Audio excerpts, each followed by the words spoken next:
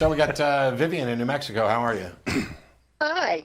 Hi. Uh, okay.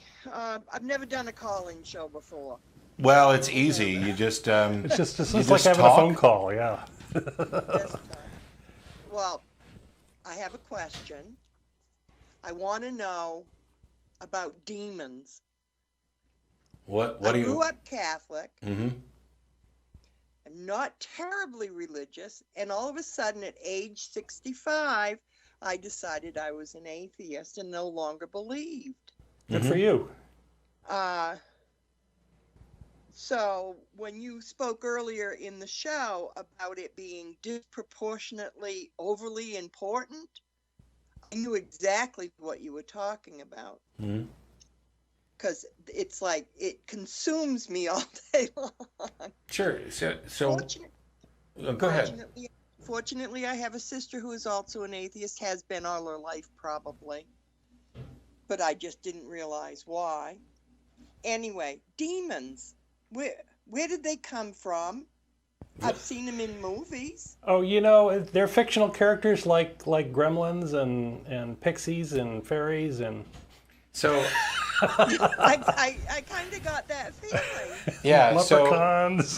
the The- the history of religion isn't something that we have a really good understanding of, but there's a number of schools of thought, and we know that some early religious views involve things like animism or spiritism, where you uh, you have the wind moving and you breathe, and the wind and breath become important, and there's a rustling of the leaves, and what does that? It's something we can't see, and we are tuned to kind of see agency or see everything as if it's done with some intent or purpose by some other thinking being. And so if you see something and you don't have a good understanding of physics, and you don't have a good understanding of how things actually work, it makes sense that, hey, that bush over there is moving. I'm suspicious that there may be something in that bush moving it. yeah. And of course, we can talk about the hyperactive agency detection that we do, but that's not the only thing, because if I'm standing here talking to Don and he falls over dead, then everything that I know about Don, I mean, he looks the same. He's just not breathing, not moving, not responding. And so intuitively, the conclusion is, there used to be something about Don which has left. And it's something that I can't see, and it was making him move and do things. And this gets people to the idea of a soul and spirits that can animate things and then move independently. And since it seems that not all of these things are working in your best interest, it's a normal leap to say, there are good spirit moving things and bad spirit moving things, and then we just label those as demons and we blame them for the bad stuff. Sounds good to Okay. me. Yeah, sounds good to me. Except that we don't have any reason to think that they're real. It's a mistake in our thinking. There's no evidence. If you watch videos of exorcisms where they're purportedly removing demons from people, and you set them down in front of psychologists, they'll talk about what mental issues that person was probably suffering from. But at the end of the day, even if we had no explanation, that means we have no explanation. It doesn't mean we get to, Yeah, the to honest explain thing is it to say as, I don't know. as oh, it must be a demon. Well, how did you reach that conclusion? Right. Because you first need to demonstrate that you know something about demons and that they're real, and then you have to tie that to this specific instance. And neither of those steps take place.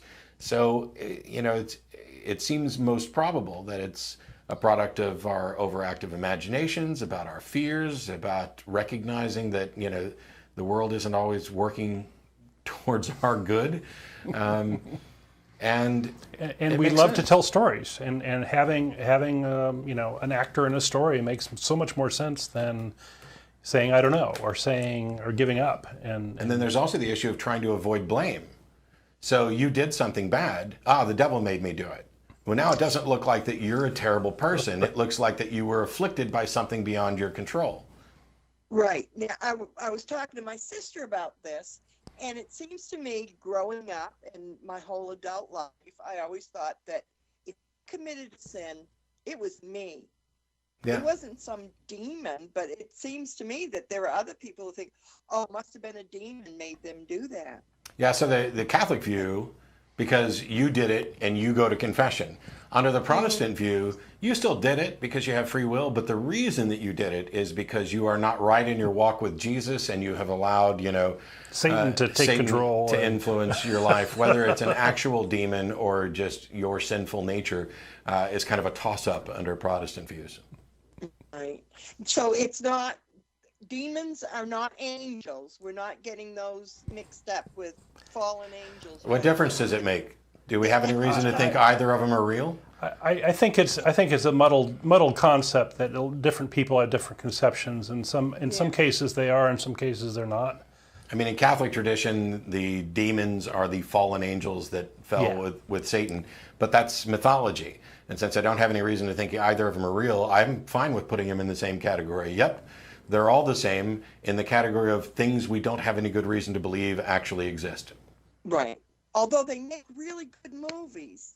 Yeah, there you go. Some demons in there. So Horror do, movies, so do science vampires. fiction, vampires. So do vampires and all kinds of things that we don't have any good reason to think exist. But, Enjoy that stuff, but don't believe it. I appreciate the call, Vivian. Thanks so much. Thanks so much for calling. Bye-bye.